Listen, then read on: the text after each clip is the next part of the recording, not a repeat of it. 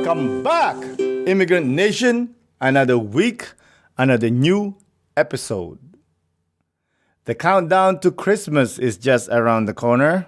So I want to kick things off by expressing my gratitude to all of you, my incredible audience. Thank you for your unwavering support. I truly appreciate and cherish each and every one of you. And with the festive season approaching, how about spreading some cheer by subscribing to the podcast if you haven't already? And some of you have done this, but I would really much appreciate if you can do it too. If you haven't had the chance to give us a glowing 5-star rating on Spotify or Apple Podcasts, I'd really appreciate it. I'll consider that as a perfect holiday gift. That would mean so much to me. And having said that, just a friendly reminder, you can stay connected with us on all social media platforms. Our handle is at An Immigrant's Life. And you can also drop us an email at animmigrantslife@yahoo.com. Whether you want to connect or send us your warmest holiday greetings, that's the best way to get in touch with us. By the way, this week marks the official celebration of An Immigrant's Life 4th Christmas. And I'm still amazed and proud that we're here continuously sharing these inspiring immigration stories. I usually have a Christmas episode, but unfortunately, I have been really busy lately.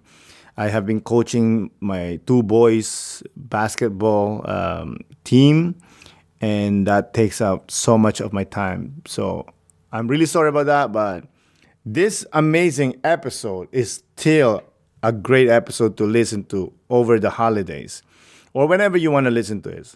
So how about let's talk about this episode? Join us as we sit down with an extraordinary guest who has navigated through one of life's most formidable challenges, overcoming postpartum depression fueled by unwavering love for her child. But that's not all. She shares her journey of growing up between 2 distinct cultures, the traditions of her immigrant parents, and her very own. This episode is a captivating exploration of resilience, love, and the intricate dance of identity.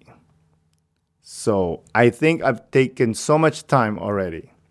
So without further ado, let's get into the show. Isa, dalawa, tatlo. Today's guest is a glamorous model and amazing mommy.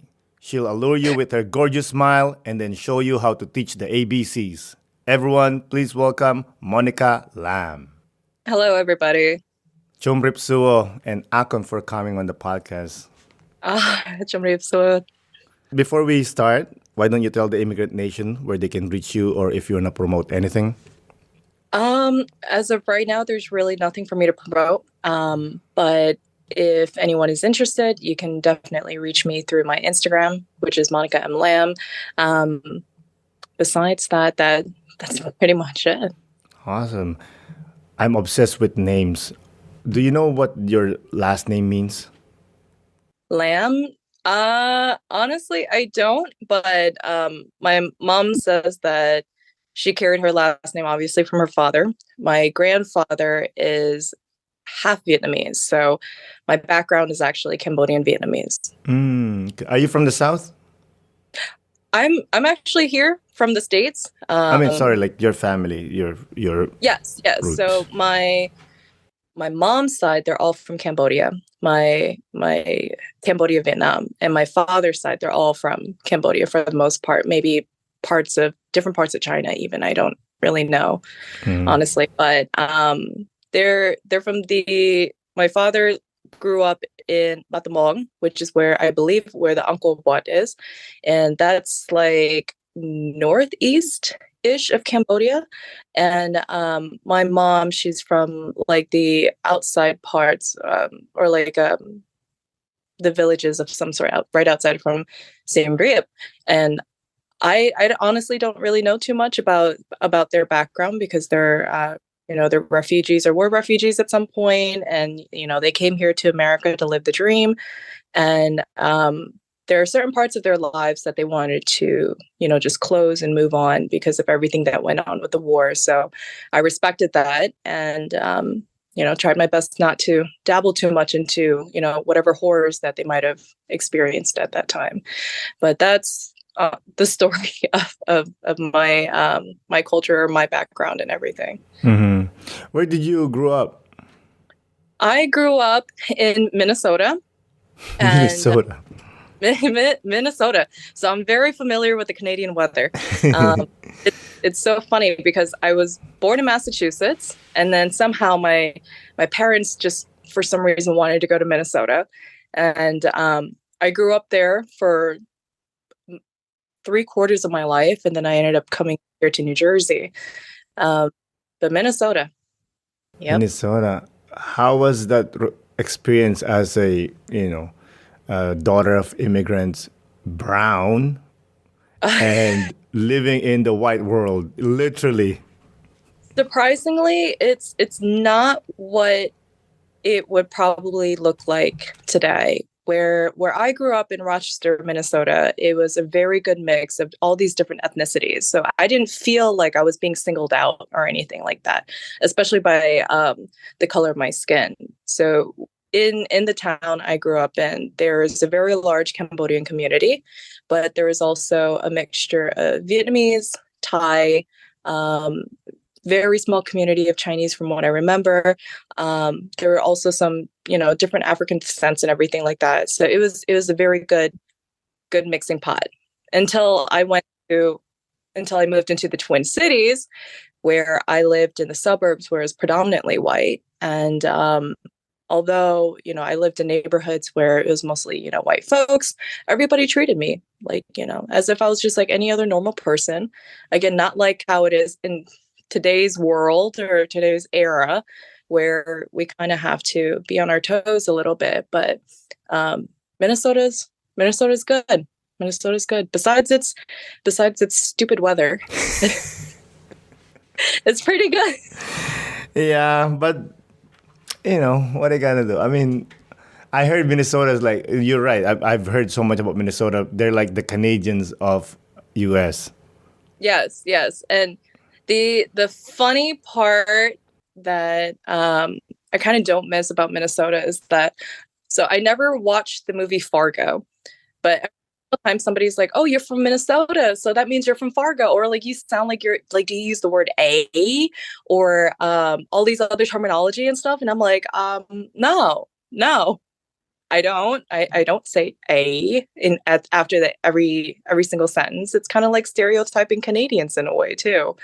And but they're just like, "Oh, so you probably lived a life just like Fargo." And I'm like, honestly, I never really watched it. And they're like, "Oh, did you guys do like bobsledding or like like in Alaska they have the Iditarod." I Mm. think that's what it's called, where like the Yeah. the huskies racing on the sleds and all that Yeah. stuff. And I'm like, maybe certain parts of Minnesota did, but I lived in a pretty rural area, so the most fun I could probably get is just knocking people over from their snow forts and all that stuff, and that's that's about it. Seems to be a nice childhood. How about your relationship with mom and dad, being Cambodians and you being an American? It's not that bad. Growing up, Khmer was the number one main language in our household, solely because my mom, she didn't really speak English that very well. My dad lived here in America, I want to say a little bit longer than her. I think he came here in either the 60s or the 70s, and then my mom came here in the late 80s. So he had a little bit more time, learning English and all that stuff. But my mom, since she only spoke Khmer, I had to learn that myself. My brother, on the other hand, I have a brother who was born in Minnesota, speaks very little Khmer, but he's able to understand it. So he'll respond to you in English. And till this day, I still speak it. I'm able to communicate with my parents perfectly fine. I mean, am I better or am I better now that I'm older? Absolutely not. No, I was probably a lot better in speaking when I was younger, when I was around them. And, being that I'm more around like Filipinos, I don't get to speak my language as much. So I've lost my tongue quite a bit. And my mom will make fun of me for that. That's what they do. They always do that. They always do that. They're like, Monica, you're more Filipino than you are Cambodian now. Like, what happened? And I was like, well, that's what happens when you marry a Filipino guy. Like, what do you expect? Like, my son, he's 5 years old. He's half Filipino. Uh, his father, he doesn't really speak Tagalog much, but I want to be able to, um, what you call it, expose Jameson, my son. I want to be able to expose him to the different cultures, to the different languages, and I just don't want him to be like that stereotype Asian American where it's like you're born here in America or you come here to America and you totally forget your native tongue. I'm like, I don't want him to be like that. I don't want him to be like my brother. So it's like I love my brother to death. I really, really do. But I just want, I want him to understand the history. My son to understand the history behind, both his parents. I want him to be able to communicate with, his Lolas, his Lolos, and all that stuff. Even with my, from my side, his Ye and Ta. And I find that very important. So it's, when I communicate with my parents, when I speak Khmer with them, it's almost like practice. So that way I can teach my son to do the same. And although I don't speak Tagalog well, I can understand it for the most part. I still try to learn so that way I can teach him the same thing. Yeah, 100%. When you speak to your, by the way, gorgeous son, gorgeous, gorgeous boy, I even showed the picture of him to my wife, like, yo, look at this little boy over here. This is the son of my gas. I'm like, yo, he's the cutest. And I didn't even know he's Filipino. Yeah, he's half Filipino, half Filipino. That's awesome. Yeah, what was I going to say? Yeah, as a daughter of immigrants, how do you navigate cultural expectations around motherhood within your family? Uh, well, when I was younger and with my mom, it was like when it came to religion and the way we practice and stuff, it was very, very important. And I have to be honest, I tried to do the same thing, but because there isn't much of a large community here, I can't really, it's hard for me to remember and teach the same to him when I haven't practiced it in well over 12 years, honestly, maybe 15 years even. So I can't really comment on that. I'm sorry. It's okay. That's okay. You know, immigrant parents, they have these ideas of how to raise child the Eastern way or the Cambodian way, whatever way. But you're being an American. It's a different point of view. How do you set boundaries with your parents when it comes to parenting with your child? Well, that's a very good question. Well, my mom did come live with me. She lived with me or lived with us, I should say, for a couple of years. So she really helped us out during COVID and when my son was first born and everything. And honestly, the way that, she would hold him, speak to him, reprimand him even, was almost like the same way that she was with me. But I also understand that there's the old school, being that we're first generations here in America. It was very painful back then, but we can't do that now. So there is a line. There is a line, and my son understands for the most part right from wrong, when not to cross it, when you can cross the line, and I just have to, in a way, practice both what my parents had taught me growing up, like how they raised me, and also practice the same way that the Americans raised their children too. But there are also things that I don't really agree with here in America, like what most Americans really believe in. I shouldn't really say Americans. I should most likely say this current generation, the era, the generation that I live in. It's my people, the Gen or Gen millennials. There we go. Either millennials or Gen Zs. I can't remember what it is anymore. But because we live in an area where everybody feels entitled, no one necessarily understands what the heck respect is anymore, responsibility and all that stuff. I feel like I had to crack down and remember on like how my parents like brought me up into this world, because I feel like I kind of turned out okay. I don't want my kid to turn out the same way that all these other kids are turning out to be nowadays. So I'm very hard. I'm very hard on my son. And, thankfully, because I'm the bad cop, his father, he's going to be the good cop, and he's the median. He honestly is the median. And if we were both the evil bad cop parent, then there'd be no balance in our household. So, his father, he understands what I believe and he respects it too.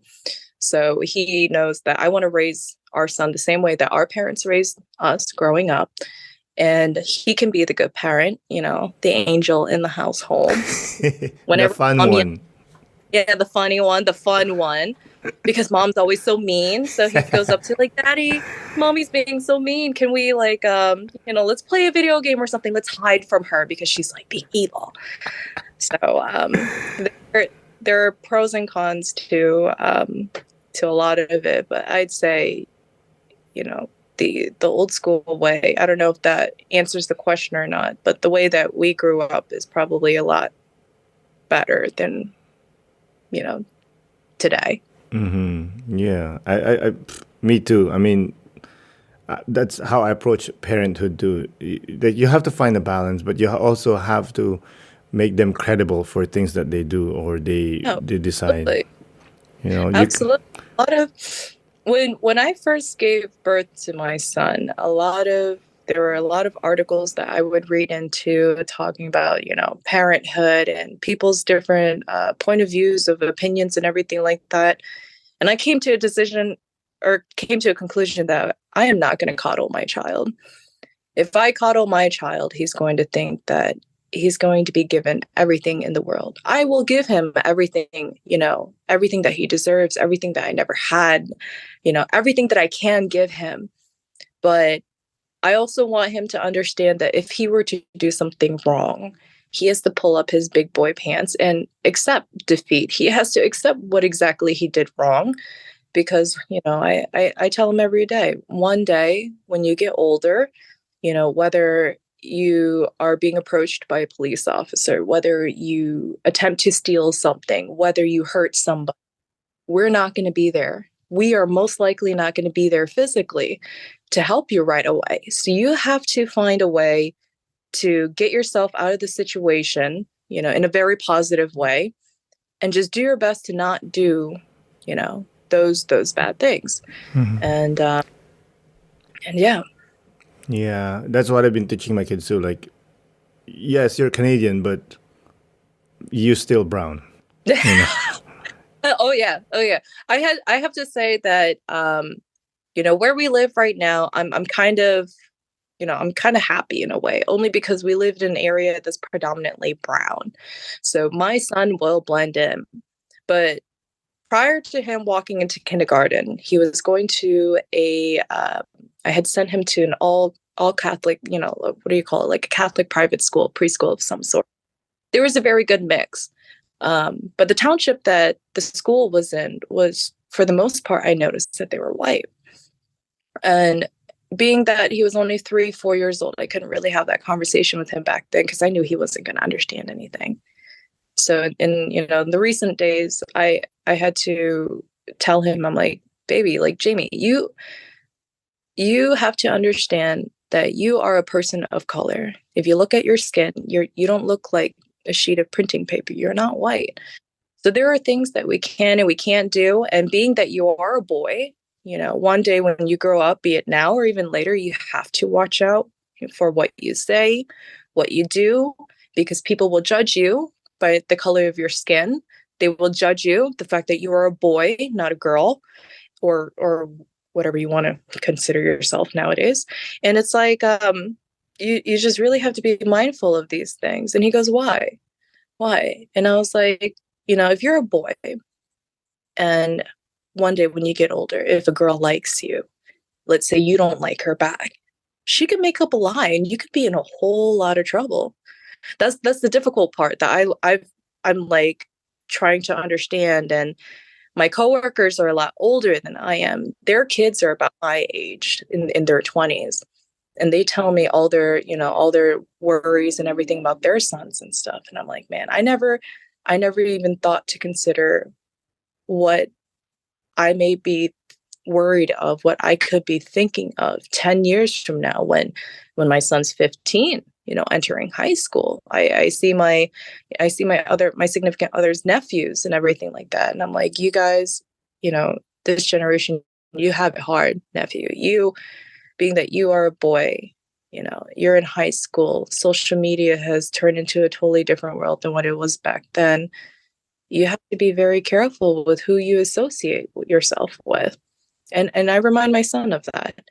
And he's like, well, what about the color of my skin? How is that going to hurt me? And I'm like, well, one day you'll understand that if there's somebody who doesn't like the color of your skin, you're going to be put in a position that you could be in jail for something that you didn't even do.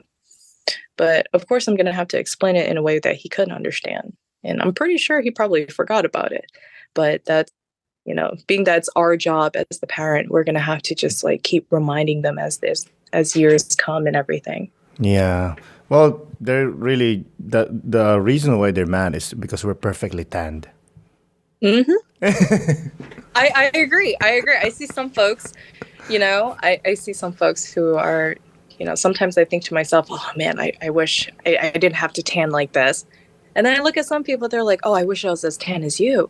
Like, but when I do tan, I turn into a tomato. And I'm like, oh, okay, when I turn tan, I turn into dark chocolate. Like, even my son, he's got my skin. His father's a lot lighter than I am. Mm-hmm. And in the summertime, I'm like, yo, like, look at your farmer's tan, Jamie. You, sir, you're something, Mr. Chocolate Man. Mr. Chocolate Man. Were you always been proud of the color of your skin? At some point, I wasn't. At some point, when I was young, when I was very, very young, only because I realized that I looked so different than a lot of my friends. My height, my skin, the way I looked, I knew that I wasn't like them. But that was like I want to say in middle school, when I started becoming more subconscious about myself, learning about, different groups, different cliques in school and everything like that. And that most of, the stereotype, most of the Asian people hang out with all the Asian people. If you're white, Latino, or whatever, you guys usually group with each other. At least that's how it was back then. And that's when I started becoming like, why am I this color? Like, can I be lighter? Can I just blend in? I don't want to stand out like a sore thumb. But it wasn't until like high school, that's when I started embracing the color of my skin, my culture, my heritage even more. And then once I graduated, that's when I was like, I am proud. I am proud to be an Asian American. I am proud to be a Cambodian American. I am proud of who I am. I am. Because if I had just kind of like moped and just like let it hit me the entire time, who knows, maybe, my mindset would have been in a very negative way, and I wouldn't be where I am at today. I wouldn't be as proud, or I wouldn't be here in New Jersey or whatever. But yeah, that's what happened back then. Yeah, that's beautiful. You seem to be very confident with yourself and know yourself. Where did that come from, and Who was there a person that helped you find that person, meaning you now? Me now, I'd say my son. My son helped me confident. Before I met his father, I was still searching for myself. That's when I started dabbling into the car industry, trying the import modeling out, because I didn't really know what I wanted to do with my life. I was kind of lost in a way, lost, unsure of, what my future had ahead of me. So I just kind of like went with the flow.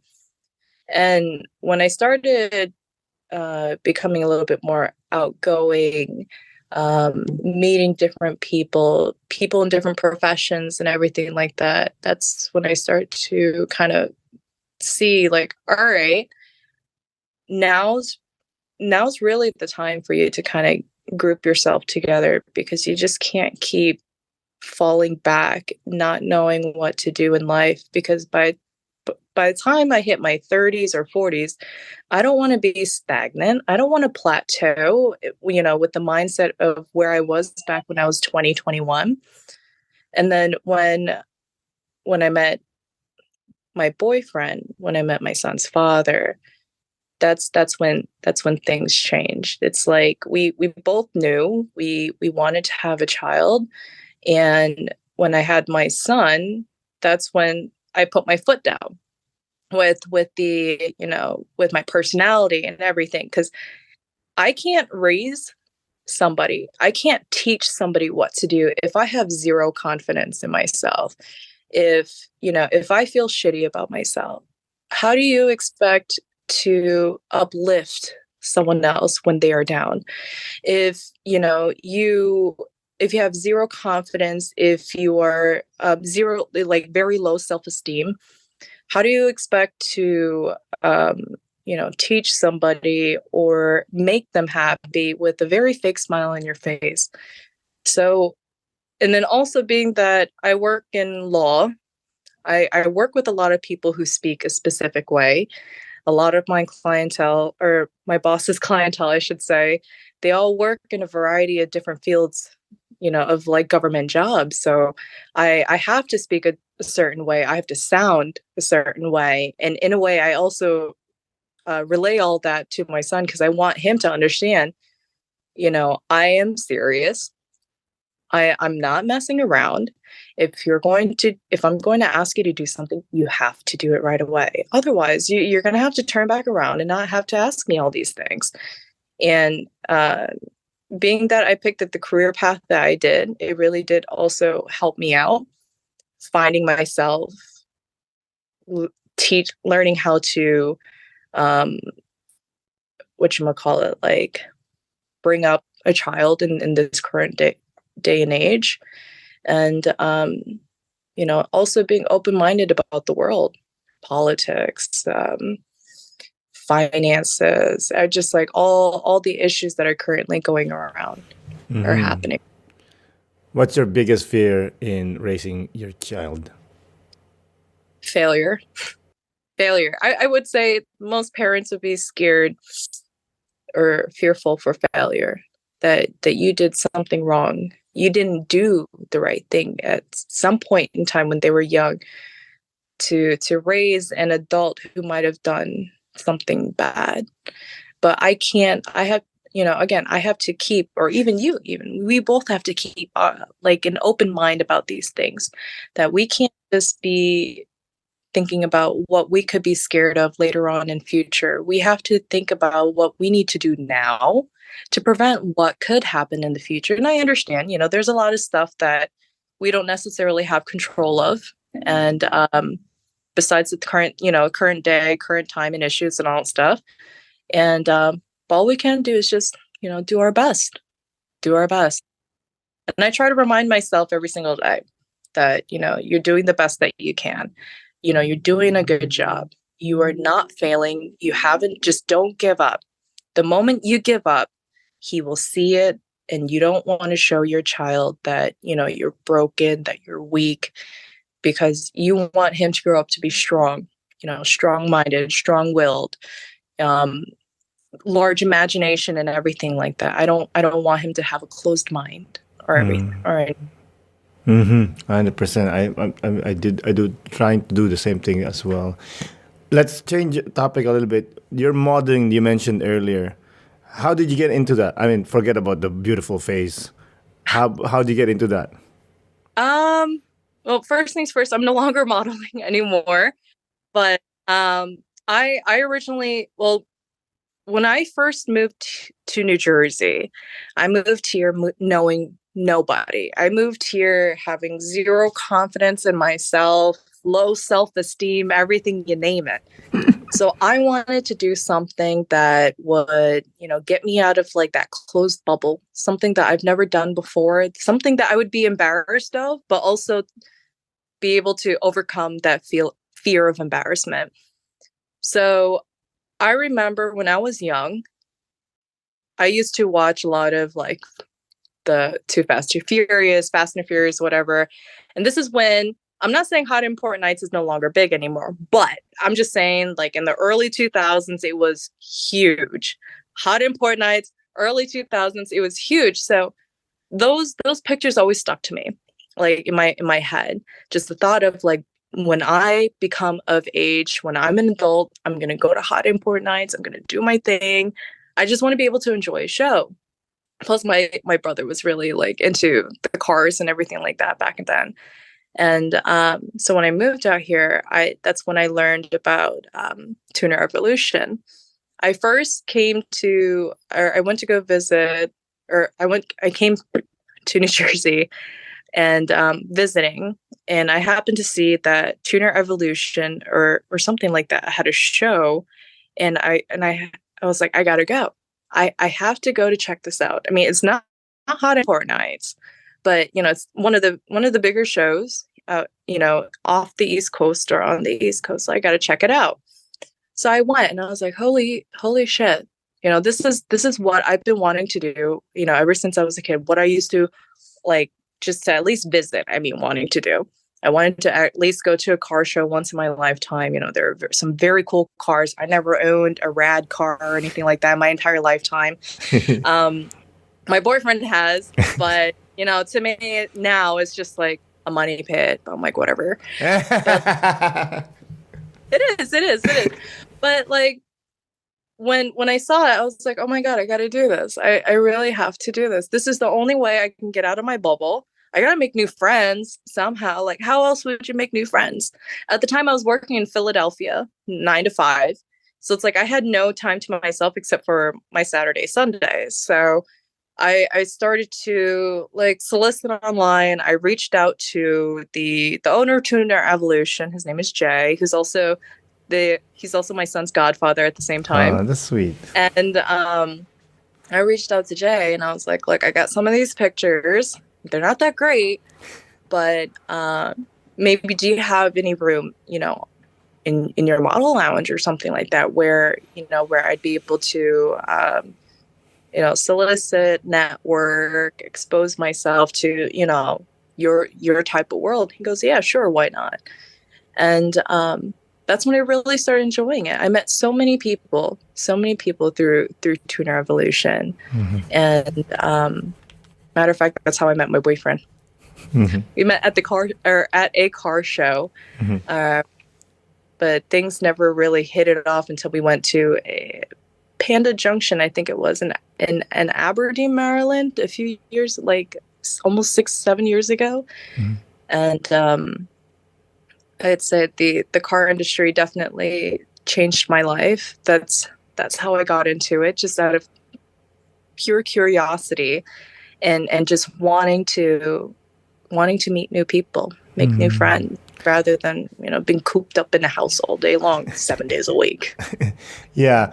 So I used to go to a car show once in a while. Are you one of those women that just stand by the car and just present the car, or what were you doing? I want to say in the beginning, that's what I was doing. Then as I was meeting people, I realized just being a woman with a pretty face is not going to get you that far. right? You have to, besides talking to people and, being the bubbly self that you are, you're going to have some knowledge for people to be interested.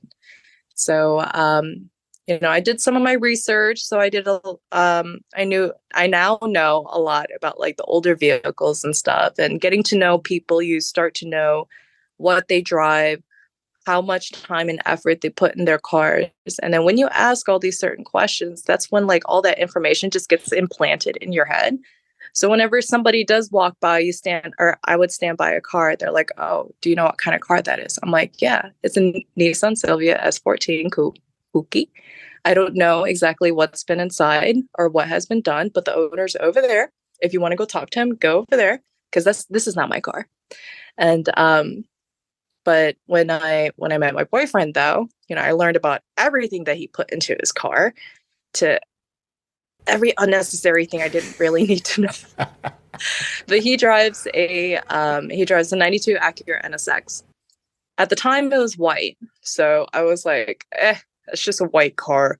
And he goes, "Do you not know what kind of car this is?" I'm like, it's white. I just, I'm like, It I don't rolls. know. And then he's like, "This is like the king of all cars." I'm like, "What the heck is that even supposed to mean?" He goes, "It's an NSX." And I'm like, and? And that means nothing It's to me. so horrible. I was, his friends still give me crap about it sometimes. How like I I knew nothing about his car when we first started dating. I honestly didn't really know much about like the older, what he would call like a class A or a class B type of vehicle. I just knew my basics of like an Integra, Skyline, Civic, whatever, Prelude. That's it. Um, but like now I'm like, okay, so you did this, that, and the third. Sounds like you spent like too much money into it, and it runs. That's great. And but because I also started hanging out with his friends, he's a part of a group called Regiment Zero. And Regiment Zero, there's quite a few people all across the world. I don't know if you've heard of them or not. I am not in the car world at all. It's not my thing. I like you said, like, this is a money pit. Ah, If I want to drive a car that is nice, I'm gonna buy an expensive car that I don't have to do anything. true, true, true, true. You're right. You're right. But in their group, they have a whole lot of like the beautiful classic cars that they're currently remaking today. So like, I don't know if you noticed that there are more Acura Integras, like the A spec models that are out in the world. You look at it and they're like, it's a hybrid? It's a hybrid, really? And it's automatic. Okay. But when you go back to like the '90s and early 2000s of that specific vehicle, you're like, holy shit, like it has changed. You can't get it in a 5 speed or a 6 speed or whatever anymore.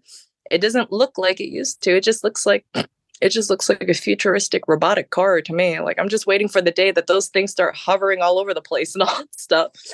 And then like, yeah, there's just a lot. So to answer your question, for the most part, I'm sorry to get off topic, All good. is that it's all thanks to the people that I met over the past 7, 8, 10, 15 years.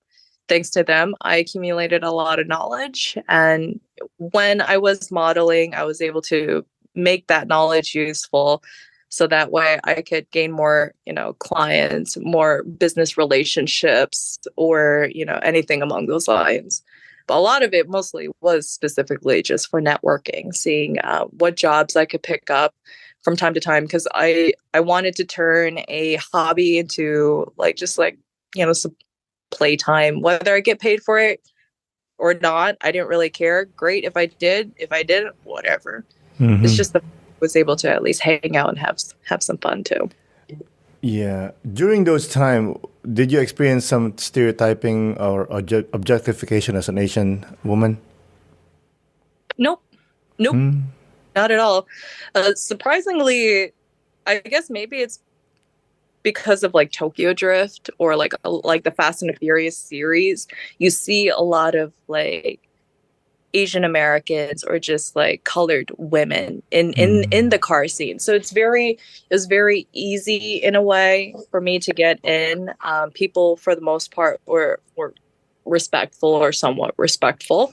And I never really had to experience, and I'm grateful that I didn't have to experience any sort of like uh, negative feedback from me being brown. Yeah, that's amazing. What made you decide to stop modeling? My pregnancy. I mean, I can continue. I can definitely continue. When I was doing import modeling, I was also doing commercial modeling as well.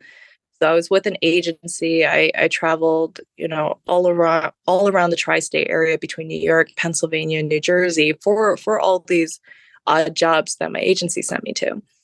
I could definitely continue it. I know I can, but I want to be also the real big reason why is because I wanted to focus on raising my son. I didn't want to, lose any ounce of time that could be very important in life, whether it be now or for later. But that, he's always been my pride and joy. I'll always say that to everybody. And I'm not sad.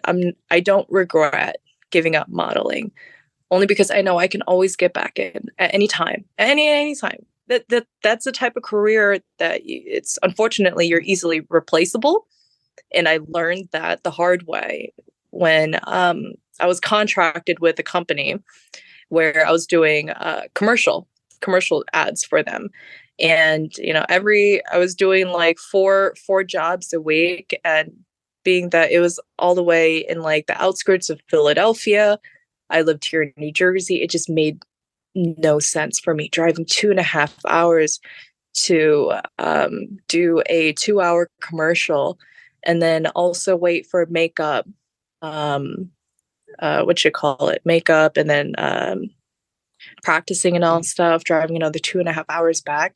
I had no time to be with my son, and he was only a few months old. He was only a few months old at the time. Like it was easier when I was pregnant or wasn't. I didn't have a child, and I'm not saying that it's not easy for any woman to continue any sort of job when having a kid or anything like that. But because I want to give him my all, that's what I chose to do.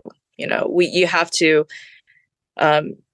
gain something, you kind of have to give up, one other thing at the same time, whether it's something small or something big. That's the only way we could really like meet in the middle somehow. 100%. Did you always want to be a mom? Always. Always. That was my dream for a very long time. My goal. I come from a very like small family, so family meant a whole lot to me. So when I moved to New Jersey, my brother moved to a different state, my mother moved to a different state, my father moved to a different state. So it's like I didn't want to be alone. You can have all the friends in the world. You can be around millions of people, but no one can really make you happy like, a significant other or a child of yours or even family. So family was really big, really, really big. Yeah, it's the best. Always. Yes, absolutely. It's the worst and the best. I was just thinking the same thing. It's so. I always say it's hard to be a dad. It's easy to be a father. It's hard to be a dad. Oh, Or, yeah? or vice versa for a mom, obviously. Well, father is like, you do the job, you know what I mean? And then that's it. You can be a father. But to be a dad, you have to be there. You have to, Oh, you know what yes. I mean? You have to, like, Yeah. if they go to you like, Dad, can I have cookie for breakfast? Like, yo, that's not going to happen, dude. But if you don't care, you're like, okay, go have whatever. That's the easiest Yeah. thing, right? Yeah. But and like you mentioned earlier that, am I doing the right thing? When I said left, I should have said right? Like Mm-hmm. constant questioning yourself, your Oh, decision. all the time. All it eats me up sometimes, even for like the silliest of all things. It's like, Mom, I don't want to wear gloves today. I'm like, okay, whatever. Mind you, it's like 16 degrees out with wind chill. No, no, I'll be fine. I'll be fine. Then he gets to school, and I'm like driving to work. I'm like, are they gonna play outside today? If they are, I don't. He has no gloves. I should have given him gloves. what the fuck? Okay, I really fucked up then. And then, I just kind of have to wait for the call, like, oh, Miss Lamb, you never placed gloves in your son's pockets, so he can't play outside today. I'm like, oh, okay. Now he's going to curse me out when I go pick him up. Yeah, and they're like, Mom, you didn't give me gloves. Exactly. And by the way, dads our job as our dads are the easiest because we're secretaries, like the boss says, hey, do this, do that. I'm like, yeah, of course, I'll do that. The mom has to plan everything and do pretty much everything. We're idiots. We just follow. That's the hardest part. No. I don't think so. I don't think so. I mean, some people may think that, but we believe in our household that everything is 50-50. So I want our son to respect us equally, treat us the same equally, and all Yes. stuff. If I'm giving him a bath one night, that means your ass is going to give him a bath the next night, and he's okay with it. 100%. I mean, he may not pack lunch for him, but that's fine. I'm the one who's much more anal about like nutrition, snack, breakfast, lunch, like he has to follow like the food pyramid. You can't have all carbs. Why? I like bread. Because you're not going to grow any bigger. You're going to be a shrimp for life if you only eat bread. Like you get energy from bread, but you can't, grow your muscles. Your eyesight's going to get worse. You don't want to be blind like me, or do you want to be deaf like me too? Yeah, no, not at the age of 5. No. So like his dad will leave all that to me, which I'm totally fine with. But besides that, I mean, I personally feel like, most dads do as much as the mother does. I mean, it might be different in everyone's household and all that stuff, but at least that's my opinion here. That's my opinion. 100%. I pretty much the same thing. Like for us, is as well 50-50. Like the wife is good at this thing. I'm good at other things. So we focus on that, right? What's your opinion about gender roles in marriage? Gender roles. I don't like the old gender roles where, the wife or the woman has to do everything. But that's the best. We don't have to do anything. Yeah. Now, until the moment that we leave, and you're like, oh, I got to do all that. Because I grew up where my parents split everything in half. If one person's unable to clean one day, the next person's going to clean the next day. Or the one person will, make up for the other person's, weaknesses or faults, whatever. So we try to practice the same thing here. And, like I said earlier, in some other houses or some other families, there'll be that 80s, that 70s wife that stays home with her apron or whatever, and she'll cook, she'll clean for the husband, she'll feed the kids 6 times a day. But that's not me. That is not me. And I'm going to say it has to do something with, the generation that I grew up in, where everything has to be equal. I don't believe where the woman has to cook, clean, and not work, where the sole provider for the family has to be the man. Well, what happens if it's the other way around? I know people who have to switch roles because of, their career path. And maybe the husbands have to stay home because they might be better at cooking, cleaning, or they just would rather be with the kids, and the wife is okay with being the breadwinner and stuff. So I don't believe in the old way. And definitely we do everything equally here for the most part. If anything, he cleans more than me. He's much more anal than I am. He's Filipino. That's why. I think he learned it from his mom. Yeah, I was raised that way too. Yeah, I clean as I go. I try to clean as much as I can, but he won't deep clean a bathroom. I'll deep clean a bathroom, but he'll yell at me for not vacuuming. I'm okay with that. I love it. You know what I love? I did some research on you and deep dive on your Instagram. One of my favorite posts is when you were going through the body changes because of the pregnancy. Yeah. That was powerful, girl. I was like, yo, that takes balls. What made you decide to post that, and how did you process the emotions during those times? Well, I can tell you, I went through, number one, most women or most people don't really talk about postpartum depression often, but I hit PPD really, really hard. It came to a point where, after I gave birth to my son, I was a cesarean, so they had to cut me open for him. I couldn't move. It was so hard for me to eat. And then I was forced to rehome my dog at the time, who he was my buddy, my old dog. I was with him for almost 5 years at the time, or 4 years, and I was forced to rehome him. So to go from the emotions of, I've just been cut open, I can't move, there are certain things I can't eat or drink or whatever. A baby just came out, lack of sleep. You just lost your best friend at the same time. Like I couldn't. I was going on a downward spiral for a solid month and a half. I couldn't eat. All I did was like cry. I was in straight depression mode.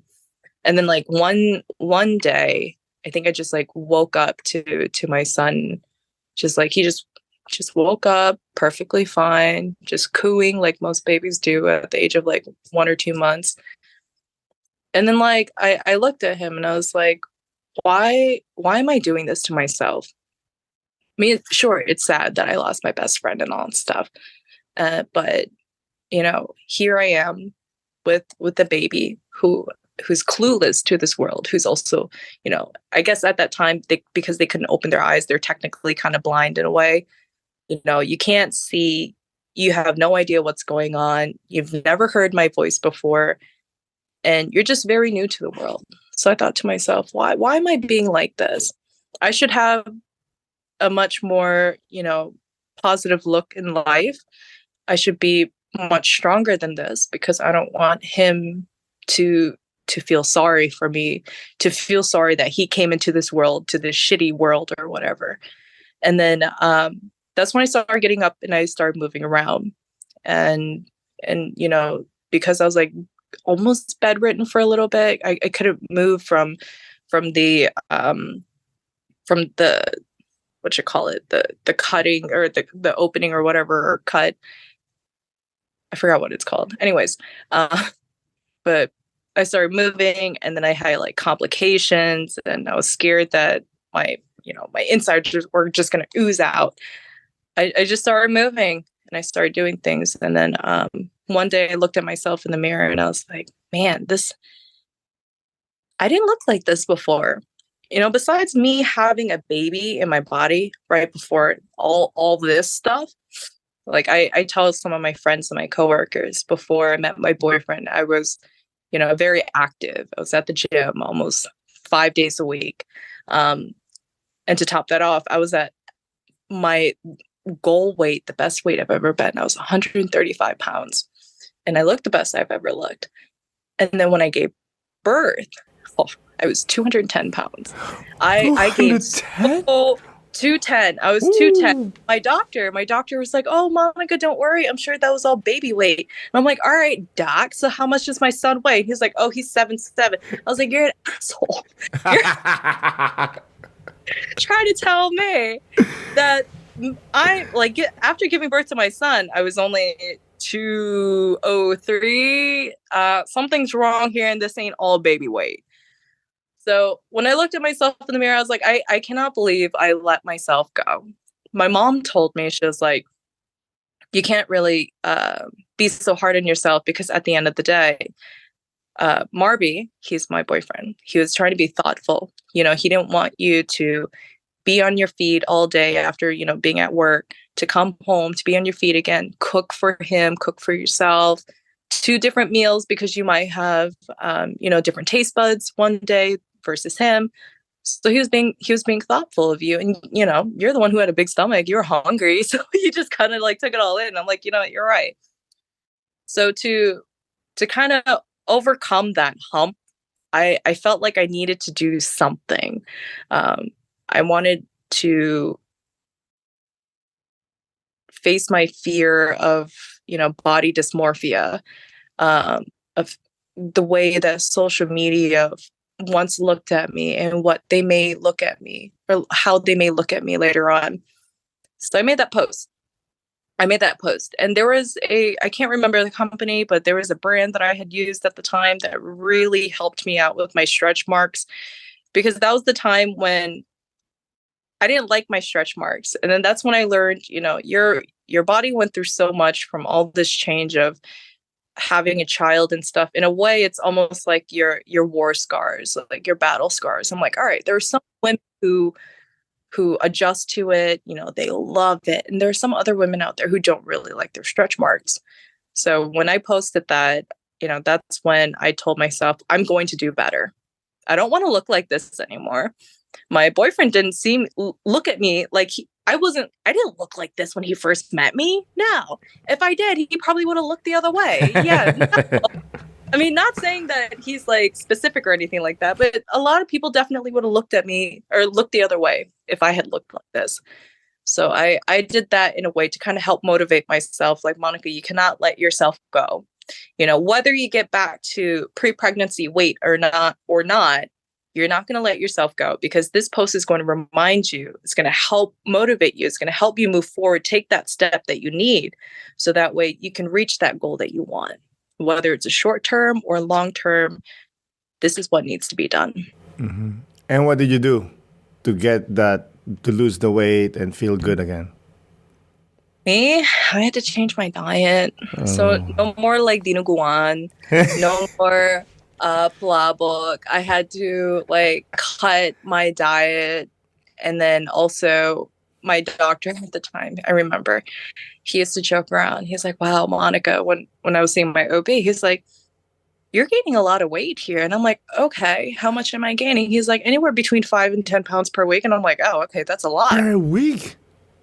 Yeah, that's how I got from 135 to 210. I was gaining anywhere between 5 and 10 almost every week or two up till the date that I gave birth. Oh, shit. So he was like, are you exercising? And I was like, no. And he's like, yeah, I can tell if you're gaining this much. I'm like, great. I love this guy. So, I mean, his sense of humor was through the roof. And I was floored with some of the comments, because he's an older gentleman, he had a very odd way of laughing, and it's almost like dry at the same time. So I'm like, okay, so I think I have to laugh, because it sounds like he thinks it's funny, so I have to laugh because he has a dry sense of humor. But also I feel hurt, like through the soul, with a knife, with everything that he said. And I guess he must have forgotten that I'm a woman and we are very emotional, and we take everything seriously. So it's a constant reminder, and thinking back to all that, but yeah. Hey, props to you, man. So having said that, what do you think about this body positivity movement? Do you think that's a right mindset, or you really should take care of yourself, your body, and everything else? I think you need to have the mentality of, being positive about your body, whether you like your body or not. This is the skin that you live in. It goes back to what we talked about before with the color of our skin, the way that we look and all that stuff. And I have to remind myself, and other people have to keep me in check, in line even, that you need to stop comparing yourself to people on social media. The more that you compare yourself to like Kim Kardashian, you're going to end up finding yourself not eating. You'll end up being, anemic, losing all the nutrition in your body. You may end up becoming Paris Hilton. You just won't look healthy to some people's eyes. But should you really care about what other people think?